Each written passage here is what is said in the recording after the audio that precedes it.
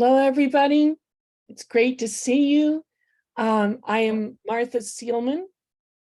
I am SAQA's Executive Director.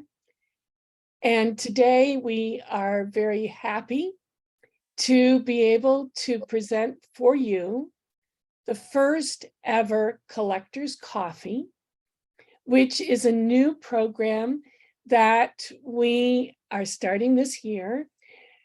We were thinking about all the different programs that SAQA, Studio Art Quilt Associates, offers about art quilts.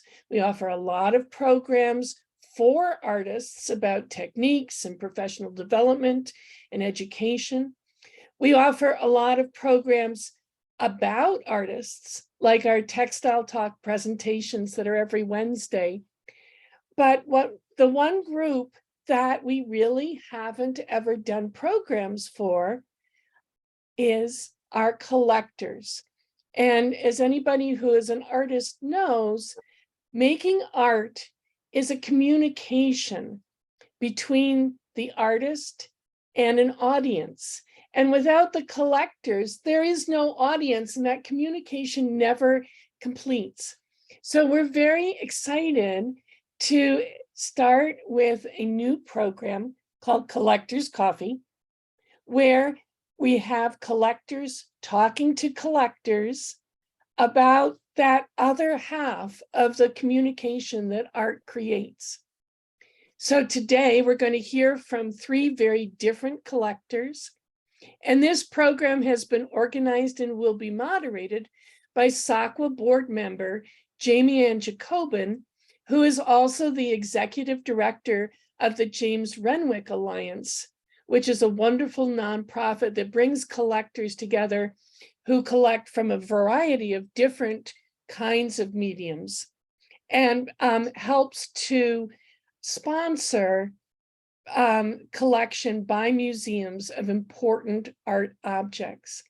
So she was the perfect person to be the moderator for this first Collectors Coffee. And she has brought together a really wonderful program, which we hope that you really enjoy. So Jaimianne, take it away. Thank you so much, Martha. Thank you for inviting me to do this project. And then also I want to thank Lucy, Shannon, and everyone at SAQA for really being a great support network and encouraging this kind of conversation moving forward in the future. So thank you. So as Martha mentioned, at the James Renwick Alliance for Craft, I have the opportunity to see amazing collections all across the country. We are more American specific, but SAQA is not. And so I hope that we can do some more international programs in the future.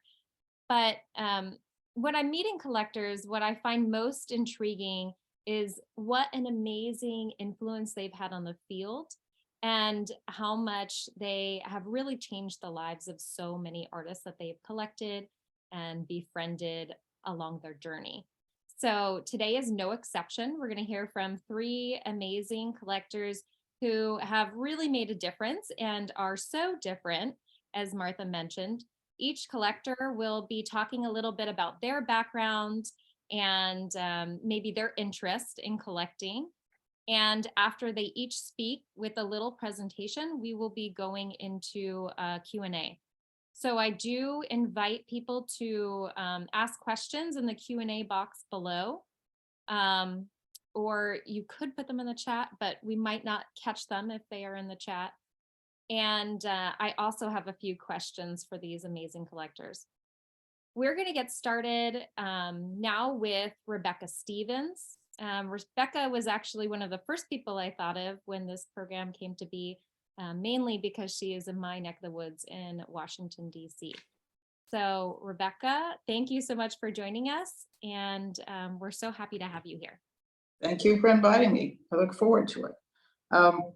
This is a picture of me at the Textile Museum with a quilt by Faith Ringgold, which was in, well, I want to say recent, wasn't so recent, but certainly before COVID show, called Stories of Migration. The name of this quilt is Crown Heights Children's History Quilt. I worked at the Textile Museum for 37 years. I was the consulting curator of contemporary textiles. During those years, I curated exhibitions. I wrote articles and books about contemporary textiles, juried competitions, twice Quilt National, and gave lectures on contemporary textile art on 5 different continents. How did I get started collecting? How do I collect? I'll share a few images of my husband's and my collection, and that should help answer these questions. And if you have more questions at the end, I'm happy to answer those also. So next slide.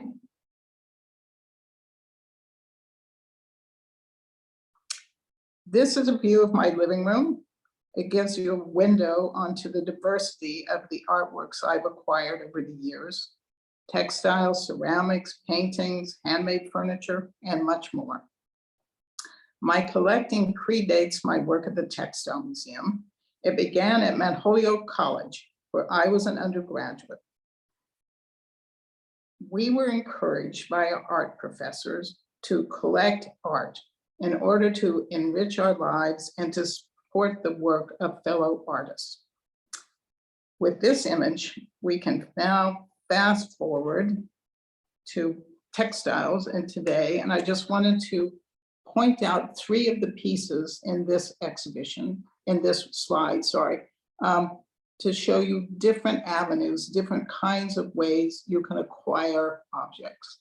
You can acquire them through purchase from the artist, from galleries, from craft shows, from auctions, and you can also commission.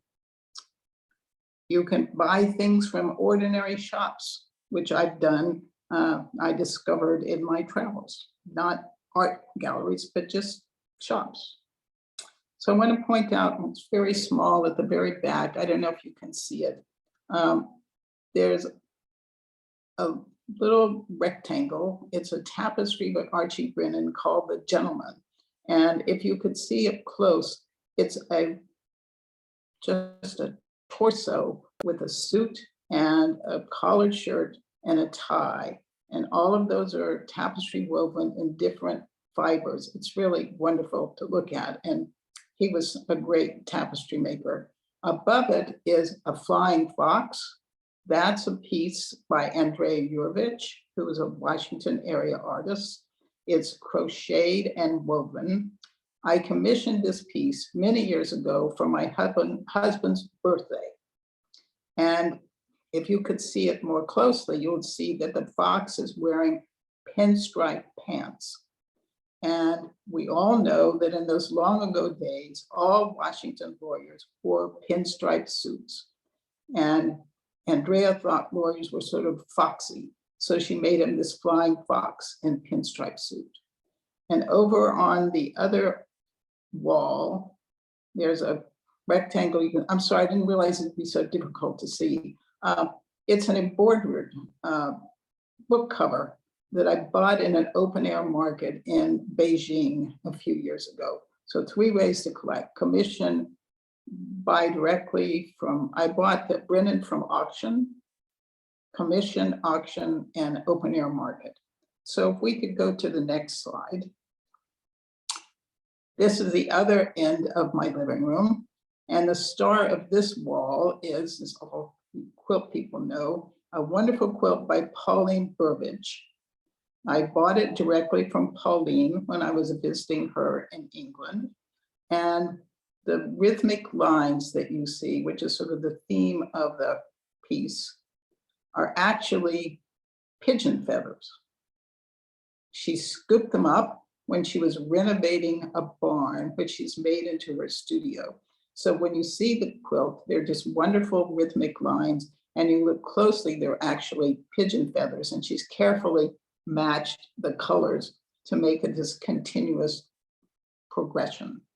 And to the left of that is a piece of quilt by Dominique Nash, a Washington area artist, and a piece that is reflecting, because it's in plexiglass, you can't really see it. It's a weaving by Junichi Arai from a drawing that his wife made. And in the very middle, you can see there's a framed page. And that is in fact the first piece I ever collected when I was an undergraduate. And it's a 15th century page from a Bible. And I bought it not because it was a textile or a print, because it was beautiful hand calligraphy, really amazing. So let's go to the next slide. So now we're back to quilts. This is a quilt by Michael James, made in 2003. I love his work. I had many pieces of Michael's, and this one is particularly important to me because it was his first piece that he made with all digitally printed fabric. It's called, what is it called? Sorry. The Nature of Things, 2003. Okay, next slide, please. Now you've seen some of my quilts, but I wanted to get a little closer to some of the other pieces that I have. This is a weaving by Montreal artist Louise Berube. It's called The Ballet Dancers. And to the right of that, my right, maybe your left, is a piece by Kiyomi Iwata. It's called Gray Orchid, and it's a visual pun on a furoshiki, which is a Japanese wrapping cloth. And on the other side is a weaving by Hungarian artist Livia Papier. It's called Reel. It's like a film strip. And in the middle of the buffet is a handled basket by the wonderful Mary Jackson, who is, of course, a scholar, a MacArthur Fellow Scholar, wonderful sweetgrass basket maker. And to the left of that is a Panamanian basket by an anonymous maker. And to the right is a Chinese basket anonymous maker. And I bought those again, just in shops when I was traveling. Okay, next.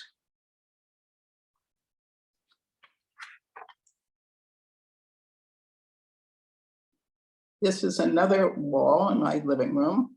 And the big piece you see is Glen Brill. It's paper and woven together and painted. There's a Carol Shen on the left, embroidery, and a Polish piece, Wojciech Jelenska. It's made of woven newspaper. And I wanted to point out the basket that's on, it's hard for me to describe. I wish I had a pointer or something. A basket beneath a picture. It's called Eskimo Pie, and it's by artist Ed Rosbach. And I bought this on auction in a secondary market from an estate sale. And I wanted it because to me, it's the essence of Ed Rosbach. He took an Eskimo pie carton. We get little ice cream treats. I don't know if they still make them, but they certainly did when I was young. And instead of throwing it away and putting it in the landfill, he shaped it into this wonderful basket and highlighted it with some paint and a scrap of fabric. He was really a leader in using materials that were around, not going to the shop and buying something. And for that, every artist should be eternally grateful. Okay, let's go to the next slide. When you walk into my house, you're greeted by this piece. It's a piece called Symbols by Cynthia Shearer. It's on the left is the whole piece. On the right is a detail. Thank you, Jaimianne, for doing that. You can really get a sense of what the piece is like. It's woven on a digital loom, and then she has inserted by hand. You can see those little orange flecks on the detail. Yarns and colors. And then she has appliqued pieces from earlier experimental weavings, studies that she's done. So you can sort of see that in the detail on the right. Wonderful weaver. And it's not hung straight. She actually hung it up herself. She wants it to be cloth so that it sort of hangs and ripples a little bit instead of stretched taut. And I appreciated her coming and doing that many years ago when I bought it. I saw it on the cover of Fiber Arts magazine, and it was in a gallery in Kansas City, and I happened to be going to Kansas City because there was a surface design conference there. And I went to the gallery and I saw it. I fell in love with it even more than the photograph, and I immediately purchased it. So I bought it from a gallery. Okay, next. This is also a piece by Cynthia Scherer. And this piece I bought from, it's called North Shore. It's much earlier than the one you saw, the black and white one hanging. I bought it from an estate auction, and it wasn't an art auction house. It was a sort of auction house that sells old furniture and glassware and china, but it happened that they were selling the estate of Helen Canzoneri, who was a wonderful fiber collector who lived in Kansas, actually. How it ended up in Baltimore, I don't know, but I realized it was there. So I drove up to Baltimore and looked at it. I loved it. I was a successful bidder on the phone the next day. And it's obviously mellowed, the colors have mellowed. And so when Cynthia actually came to visit me just a couple of weeks ago, I said, oh, Cynthia, I want to show you this. And it was Helen Canzoneri's, and how do you think about it? She said, I think it looks better than the first day I made it. She was happy. So it didn't bother her at all that Helen Canzoneri had left it in the light. Okay, next. These are two works by Leah Cook. The one on the left is called Crazy to Quilt. The one on the right is called Doll Face. Leah, I've followed Leah's work for many, many decades, and she's really a fabulous weaver and thinker. And the one on the left is woven on a Dobby loom. The one on the right is woven on a computerized loom. And it just shows the different things that can be achieved with different equipment and her thinking. I like to follow an artist so I can see how they evolve. And I think you can see that all the pieces are quite different. She never has lost her love of textiles and fibers and techniques and what they can do. And she continues to this day to work new things. She started weaving with things from her garden. Her husband is a fabulous gardener since he retired. Okay, next. This is as Jaimianne said, the corner of our craft room. It's a room with a lot of shelves, and we like those shelves because we like to move the objects around and put them in different order. And you can't really move things on the wall very easily. It's a lot of effort and you have to repaint, et cetera, but we can almost effortlessly move things on shelves. And so we rearrange them, and we rearrange them not for the date or the kind of object or the artist or whatever, but simply because of the way, the aesthetics of the arrangement. And we think that by moving things next to each other in a different way, you see the work in a different way. And we really enjoy that. Next. This is sort of a summation in a way of my basketry love. The piece in the middle is a fabulous piece by Pat Hickman and Lillian Elliott. Wonderful people in the 80s who are making these fabulous, fabulous, amazing basket shapes and cover them with gut. I bought that again at an auction, an estate sale. And the piece on the left is a Japanese basket made by an anonymous maker. The piece on the far right is another Japanese basket made by an anonymous maker. And the piece, the sort of circular piece, is a Japanese artist, but not anonymous. It's Hiro Yanazawa, a wonderful thing he's called Zen. And the painting is something that was in my husband's office, so we don't know who made it. But when he retired and the office was closed, he brought it home. And I'll point out one more thing. On the far right, you should have a little fun when you're collecting. And this is a mop that's made into a tree by a wonderful artist, Chang in Brooklyn. And I thought it makes me laugh, it makes people laugh. And so I think that's part of collecting also. So I really want to give this advice to people who are collecting. I know everyone says this, but it's true. Buy what you like and enjoy your collecting journey. Thank you. Okay, that's it. Thank you so much, Rebecca. It's always great to see inside your home, even though I know I got to see those in person. Seeing them on the screen is almost as good. So with that, I'd like to invite Nysha to join us. In my conversation with Nysha Nelson, he has such an interesting approach when collecting and working directly with artists. So I think he's going to have some really great insights on that during our Q&A. But Nysha, take it away. Hi, everybody. So as I was thinking about this and thinking about the whole concept of being a collector, which seems like a very serious thing, it occurred to me that, well, I'm really just a consumer.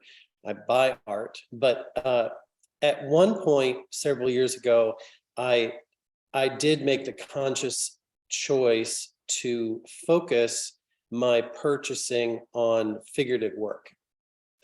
And this image is Margot Levenger. So I'm interested in figurative work and portraiture in non-traditional materials. So Margot takes tulle, you know, the stuff that makes up a wedding veil, in a bunch of different colors, and she layers them very meticulously so that the colors blend and gets this beautiful painterly effect.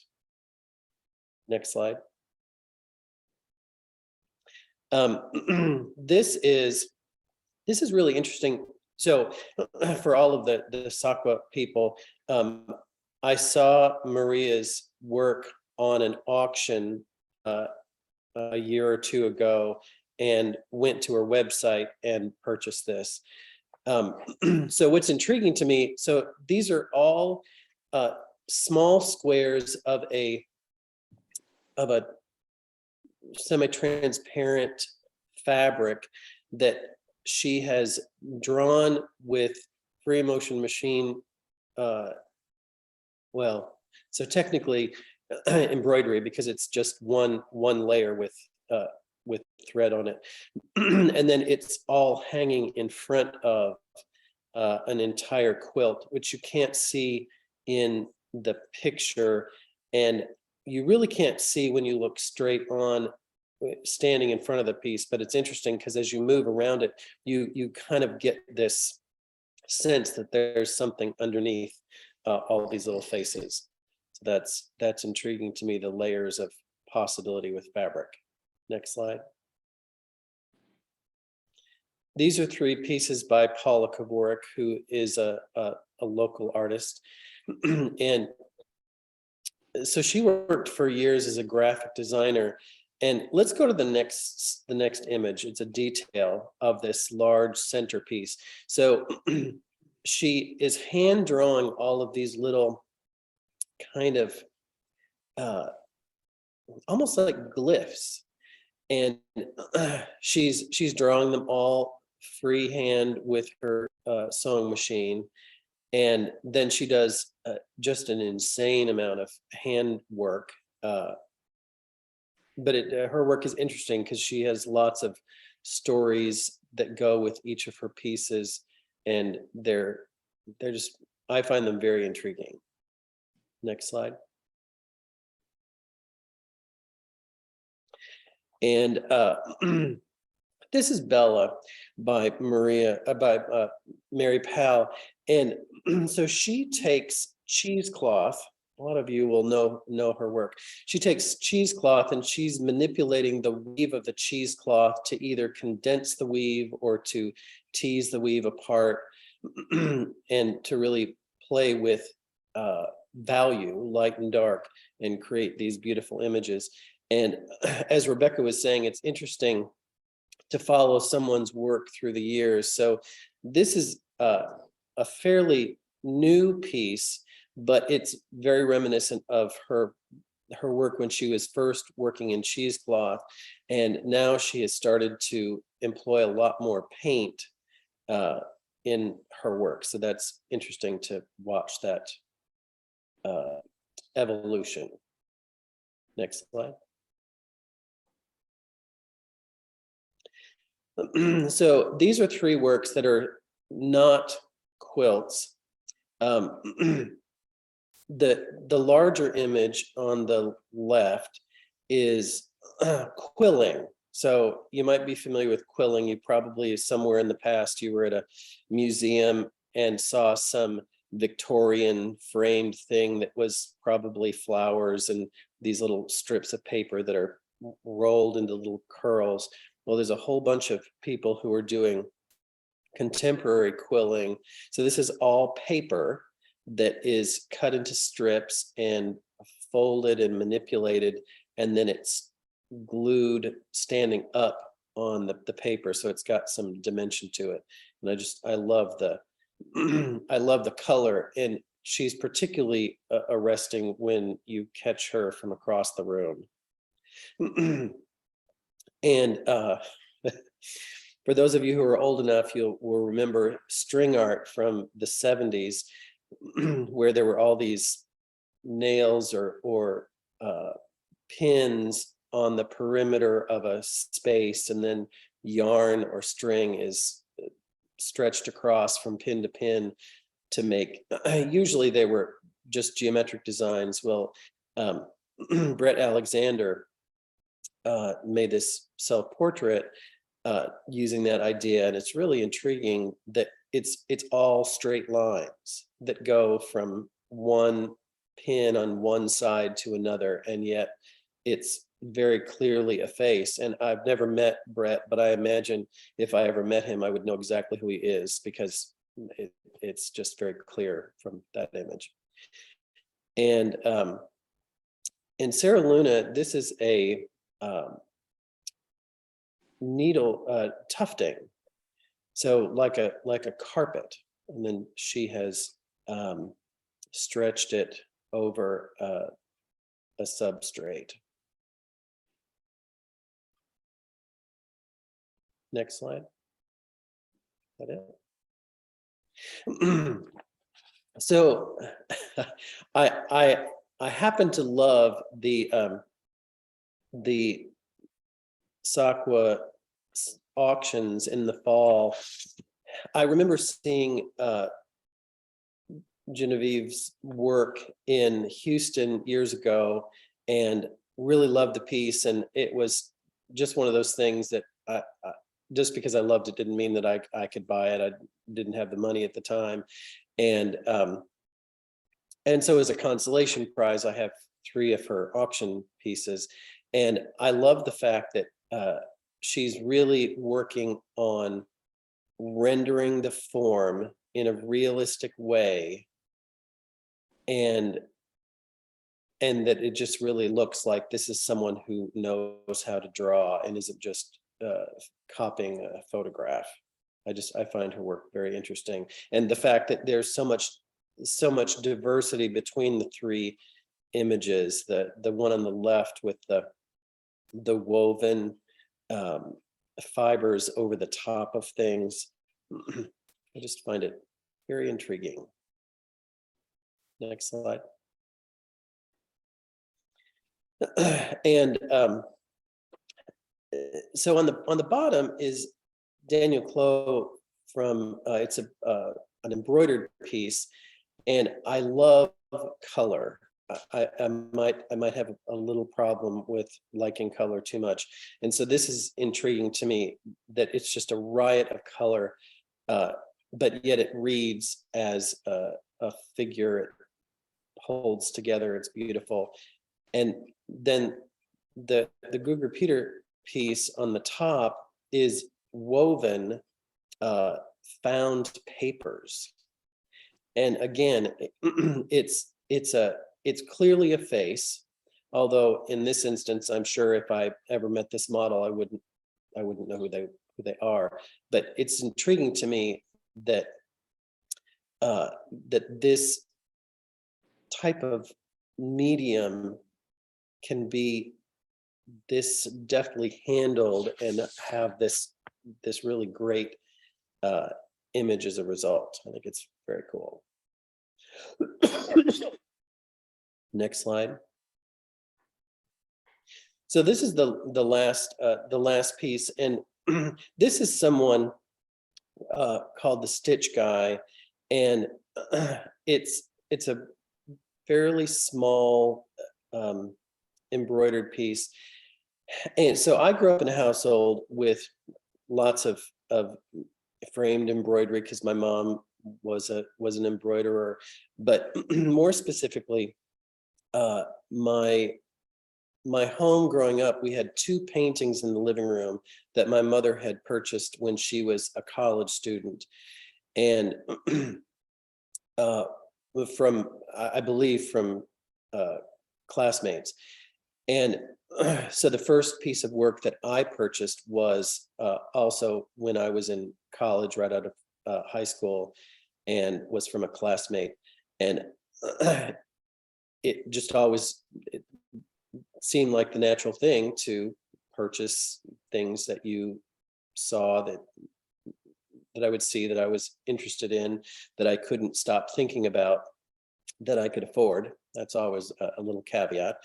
And that's my advice to anyone who's looking to buy or collect art, is you just need to look at a lot of art. And when you run across something you can't stop thinking about, if you can afford it, that's what you should buy.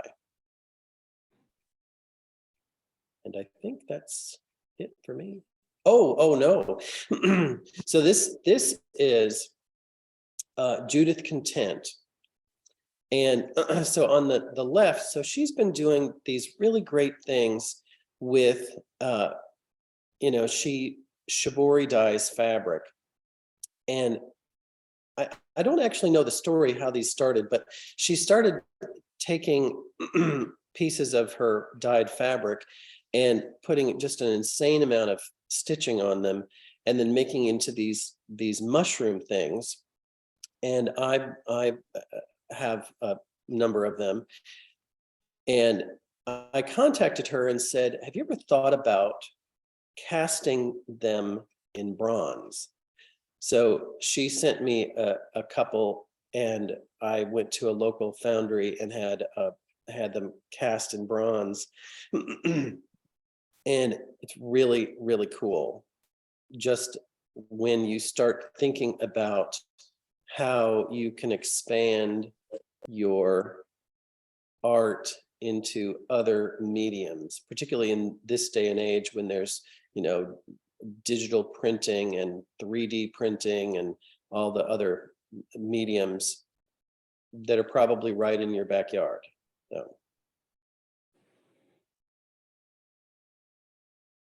Thanks so much, Nysha. And I look forward to diving into that a little bit more. Now, Carolyn Mazloomi is going to be speaking. Carolyn arguably has the most important collection of our lifetime that is making a difference in the field. And I'm really excited to hear you speak about it. Carolyn? Thank you. I've been collecting quilts for over 30 years now. And most of the quilts that I collect are narrative quilts that deal with some facet of African-American history, especially social justice themes, also themes that deal with women and the status of women. Currently, there's an exhibition of 70 quilts from my collection that are being exhibited at the International Quilt Museum in Lincoln, Nebraska. And the 2 quilts that are on the table there are pine bird quilts that I commissioned. And the pine bird quilt is a state quilt of Alabama. and it's a popular quilt among the G's Den quilters. But I had these two commissioned, and they're about king size. They weigh 60 pounds each. So it was a feat getting them out to be crated to get them to Nebraska. So anyway, I'm quite proud of this this exhibit. I'm the founder of the Women of Color Quilters Network, and it's an organization that's 40 years old, and we're about preserving, documenting, and presenting and educating people about African American quilts. And stories are important to me, in particularly stories about my people. I don't want people to forget. I want people to be filled with knowledge about Black history and our participation as citizens here in this country.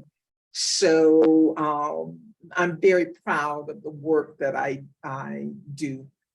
Most of the quilts in the collection, I'd say 98% of the quilts are made by African American artists. And there are a few quilts that are made from people outside of African American culture. However, the stories that are told, depicted in the quilts are of African American history. May I have the next slide, please? These quilts are applique quilts, and the middle quilt there is made by Peggy Hartwell, and the quilt on the left, I'm sorry, on the right side is by Marion Coleman, who was a NEA National Heritage recipient. I buy mostly directly from the artist, and I like that because I think it's important that the artist be supported in the work that they do. They have to be able to sustain themselves. So I try and buy as much as I can from directly from the artist. May I have the next slide? When I talk about collecting quilts that are made by people outside of the culture, the quilt that's on the right is made by a artist from London who's white. And she was in a exhibition that I did on racism in America as a part of a commemoration dealing with the murder of George Floyd and a celebration of people who had been killed by the police. But her quilt is one instance, and it deals with the removal of racist statues here in the United States. But the quilt is an example of a quilt that I've collected from a quilter that's not African American. And to the left of the screen, there are 4 quilts here that were made by Edjanetta Miller. I do have favorite artists that I've collected multiple pieces from. Edjanetta Miller is one, Faith Ringgold is one. The piece in the middle is by Dr. Myra Green. And that's one of the few geometrically pieced quilts I have that is a little bit more traditional. Next slide. On occasion, I do commission quilts, and this is a piece that I commissioned from the artist Carolyn Crump. And it's a rather large piece. It's maybe 12 feet square, and it's called Crack Justice. And I commissioned it for the a series of exhibitions that I did in Minneapolis on racism related to the murder of George Floyd. And when I commission quilts from, let me back up a minute too. I want to say this is a whole cloth quilt. And it's hand painted and airbrushed on cotton and machine quilted. When I commission an artist to make a piece, I let them know the subject matter and the size that I want, and that's it. I don't like to interfere with too much with what the artist is creating.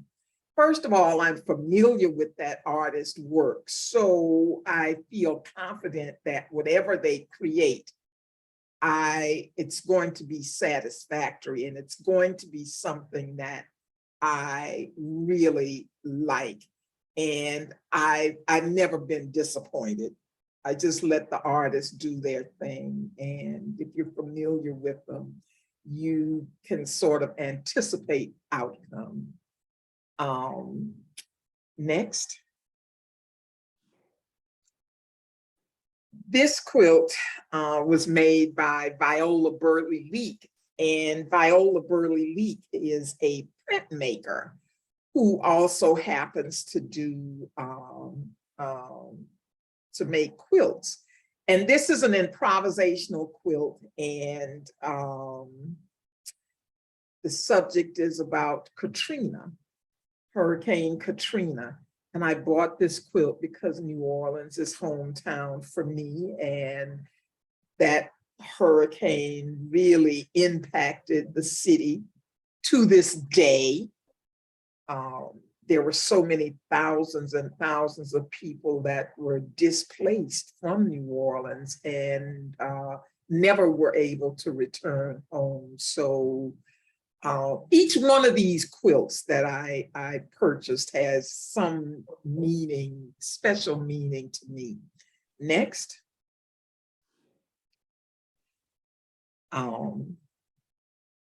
This quilt celebrates Hattie McDaniel winning the first Oscar, first African-American to win an Oscar, and it's by Laura Gadsden from New York City.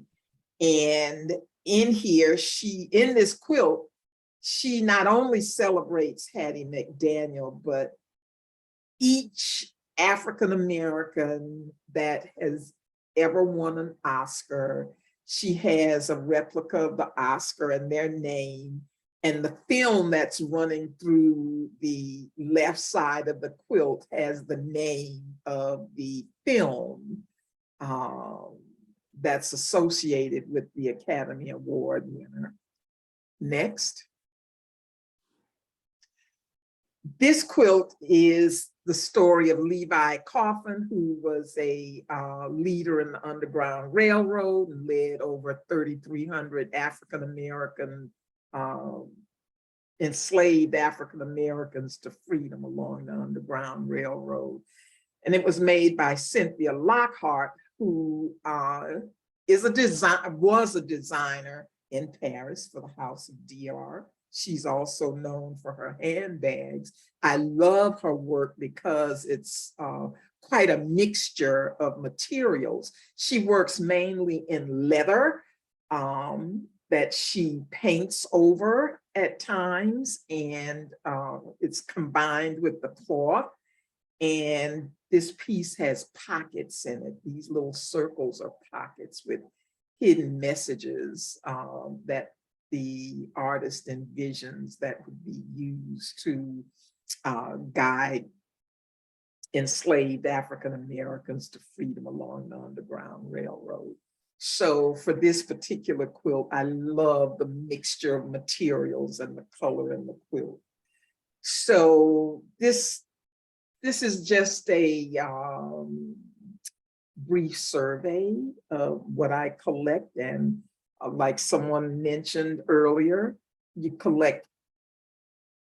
collect what I love.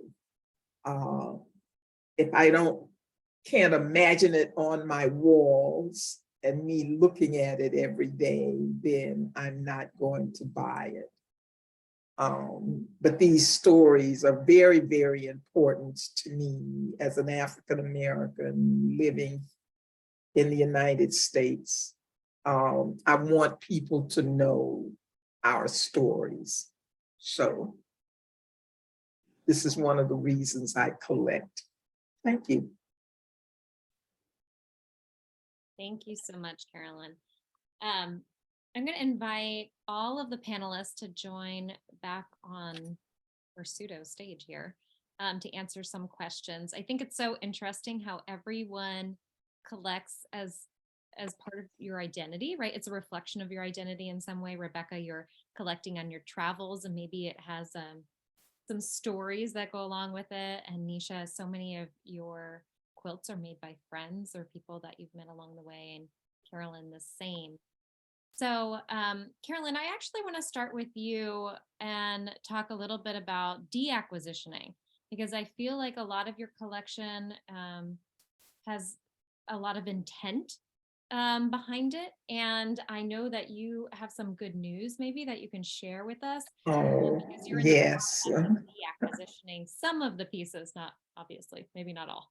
Yes, the Smithsonian's American Art Museum's Renwick Gallery has purchased some of the work from my collection, so I'm very happy about that. It's important to me that works be placed in museums where not only the public can see them, but the artist and the artist families as well. So it's important to have the work in museums. And I've donated work to Michigan State University's museum. I think they have about 130 pieces from the Women of Color Quilters Network as well. So I will continue to place as much work as I can in museums. It's important. That's great. And when you first started collecting, did you have the intent to donate to museums? Is that one of the motivating factors you'd say, or? It's always been about, for me, educating the public about Black history and Black quilters. So yes, donating to museums has always been important. Plus, too, if you think about the history of Black quilts being shown in this country, museums have always been the vehicles to show the quilts. Yeah, well, it's definitely one of the exciting things about the pairing of the three of you, because everybody's kind of in different journeys. Nysha and Rebecca, do you guys ever think about deacquisitioning, or maybe where things will be way down the road, or is that not something you're thinking about yet, or you want to pretend you never have to think about? Well, my husband and I have certainly thought about it. And I've been in discussion with Mount Holyoke College Museum. But my problem, I'm really interested in American crafts. And I want the collection to go somewhere where it will be used to teach about that. I just don't want it to be stuffed away. There are other museums that are more interested in showing craft, and I'll certainly talk to them. And I don't think a lot about it. I mean, I bought several things at auctions, estate auctions, when people have passed away. And someone said once, it was like Rockefeller or somebody, that instead of giving everything to a museum, they would like for people to be able to purchase it and live with it themselves. And I think that's important too. So it's, it's on the table. Absolutely. I mean, you have to think about it because unfortunately or fortunately, we're not going to live forever. Nysha, did you have anything to add or no? Well, I'm holding out that I can live forever. I don't have to worry about it. All right, you tell us how that goes. Yeah. I'll let you know.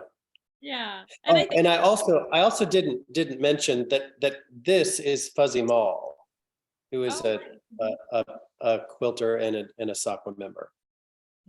yeah, I know. We were talking about that kind of in our rehearsal. So thank you for pointing that out. It's always interesting to hear where people hope their collection goes or maybe hope it doesn't go. And I always like to ask that question. I have a few other questions that are specific for some folks here. So Nysha, would you be willing to talk a little bit about your collaborative process that you've had with some of the artists that you've collected? Because I think that's rather unique. And I know you have a few stories, so maybe you could share one with us, kind of like the last slide that you had where maybe an artist wouldn't have thought to have something in metal, but then you were working with them collaboratively as opposed to, I don't know, maybe mixing that client artist relationship is kind of exciting. Well, I think that when you follow artists and you're interested in art, it seems natural to want to live with a particular someone's work. And so I don't know Judith terribly well, but I have met her on several occasions, and I've enjoyed her, and I really love her work. And when I saw these, I thought they were really interesting. And I've been, so 3 years ago, I got married to a gentleman who loves to garden. So I am always thinking about how we can have garden sculpture that has an impact without spending, the price of a luxury vehicle. And this notion of smaller things in a collection. And when I saw her posting on Instagram these mushroom things, I was intrigued. But they're obviously fabric. So she's taking them out into the landscape and putting them and taking a photograph. And I was thinking, oh, what could I do? Well, I drive past a foundry. And so I contacted Judith and contacted the foundry, and so far we only have 4, but eventually I would like to have a few dozen to scatter in them. And then that's the next question is where did they go? So yeah, well, I love that. But I think that the one thing that everyone has said so far that I will echo is that when you're working with an artist, you need to let an artist do what that artist does. I tell people all the time, you wouldn't call Picasso and ask him to paint a Renoir. I mean, you wouldn't do that. So if you like an artist's work, say, I'd like to buy a piece of art. I've got a space that's this by this. Will you make me a piece of art? And then leave it alone. Yeah, absolutely. I hear that very often. And Rebecca, you talked a lot about the secondary market. Just to clarify for folks on the call, I use the word deacquisition, and that's really any way in which you're having a piece leave your collection. It could be to a museum, it could be to, an auction house, it could be to a family member. But the secondary market, for people who don't know, is usually when pieces are resold. And I say this because actually I was in a conversation with a young arts professional recently, and they didn't know what a blue chip gallery was. So I just like to kind of put that out there. And Rebecca, I'd be interested to hear your perspective on the secondary market for textiles, because textile galleries are not prolific at the moment, and the secondary market for textiles is as significant as maybe ceramic or glass. And I'd like your perspective as someone who does purchase from auction houses or maybe from galleries in the secondary market, what you think about that. No pressure. Right. No, well, you say there's not a lot of interest in secondary market. There's a very big interest in lots of kinds of textiles, secondary market. There are huge sales in Vienna and in London. They're not contemporary textile objects, but they're rugs and Indian textiles. The Textile Museum just had a wonderful exhibition, 1,000 years of Indian textiles, and some of those textiles are really valuable. So I think it's a matter of just building the market. And what I try and do is if I want to buy a piece, somebody else has already bought it. And so I wait until they've decided to be acquisition. I don't always get what I want, but I did, besides secondary market, there are a number of, besides auction houses, there are a number of galleries that deal in the secondary market. Wexler, for example, and you can go to them and say, I'm looking for X or Y, and they may know who owns it. And they might contact them. I did that once, something I really wanted, and they found the owner and asked if they wanted to sell. So it isn't just auction, that's kind of the easiest thing. The internet has made it much simpler because you get images out there and you can, it's almost too much information. But that's really what secondary market, it's just resale. That's what secondary means. And maybe soon there'll be tertiary market. I mean, you're talking about old masters, they've been sold 2 or 3 or 4 or 5 or 10 times over the course of their existence. Yeah, and thank you for clarifying, because there is a very robust secondary market in historic textiles. So it's maybe Right. just everyone's currently lacking. That leads me to another question that came in from the audience about buying artwork from a photograph. And I don't want to go into a very long conversation because I know the Art Alliance for Contemporary Glass, they're a glass collecting organization, just had a call and a young collector came on who was a big proponent of buying via photo.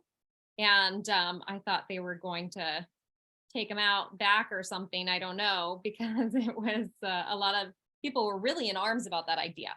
So how do you guys feel about the idea of buying from a photograph? I've purchased a lot of work based on a photograph. So I've been fortunate so far. I've not been disappointed. So I don't have a problem with it. You can glean a lot from a photograph. So. And Carolyn, do you, I know people who will only buy from artists that they already are familiar with their work, or maybe nope, you'll do a brand new artist. And then the other thing is people didn't do it until COVID and now they've started since COVID. So is that the case for you? Well, right now the market for African-American quilts, for known quilters, the quilts are priced so high, we're talking hundreds of thousands of dollars, okay? So if you want something affordable, you have to look to new and upcoming quilters as opposed to established quilters. I have no problem with that either, because there are certain works by artists that are just out of reach, like Dinga McCannon and Michael Cummings and Bisa Butler, Carolyn Crump. The works are selling for mid 6 figures and up. So what can you do? You know, I'm always on the lookout for new artists. Yeah. So let me ask, I didn't even realize that it's already 4 o'clock. So Nysha, yes or no, would you buy from a photo? Yes, and I do frequently. Okay. Wow. Maybe the textile field's not in sync with the glass field. And Rebecca? I certainly bought things from photographs with right of return, because you need to be able to look at the piece, no matter sometimes they're photographed better than the piece if they have a wonderful photographer. So it's not a no-no. I'm just saying I have to see the piece before I put my money down. I had one more thing to say. We keep talking about the expense. And one of the things that people should know is if you're buying, you can reserve it and pay over a period of time. You don't have to put down the whole amount. And artists and galleries are very willing to work with that. So if there's something you really want and it's a little beyond your budget right now, think about working it out a period of a year or several months and pay it out. I think sometimes you need to stretch yourself a little bit to get the best things. Yeah, I've certainly bought things with payment over time, Right. Because you don't necessarily have that much right at that moment, Right. but you've fallen in love with it. And Right. I think that's the big message, is that we purchase the things that we're in love with. And I want to thank our three panelists and Jaimianne so much for today's presentation. It's been wonderful. We've recorded it. So if you missed part of it, or if you have a friend who would be interested, we will be sharing that link. We will also be sending everybody who registered for today a brief survey asking about what kind of programming you would like having to do with being a collector. I hope you'll take the time to fill out that survey, because we want to present you with programming that you find engaging and interesting. But Rebecca and Carolyn and Nysha, thank you so much today. Jaimianne, thank you for organizing and moderating. It's been a wonderful experience. Everyone, please have a lovely day, and hopefully we'll see you soon. Bye-bye. Thank you. Thank you. I enjoyed it.